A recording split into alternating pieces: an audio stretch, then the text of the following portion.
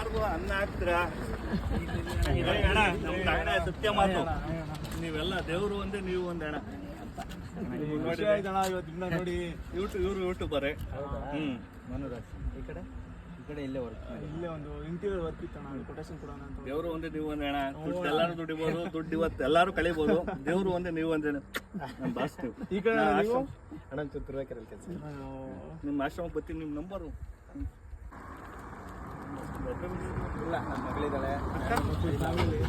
ಸುಮ್ಮನೆ ಭಾನುವಾರ ಇತ್ತಲ್ಲ ಅಣ್ಣ ಒಂದು ಫೋಟೋ ಆಯ್ತು ಬನ್ನಿ ಇಲ್ಲ ಬಾಸ್ ಇವತ್ತು ಸಿಕ್ಕಿರೋ ಪ್ರೂಫಕ್ಕೆ ನಿಮ್ಮ ಡ್ಯಾಡಿ ಏನದು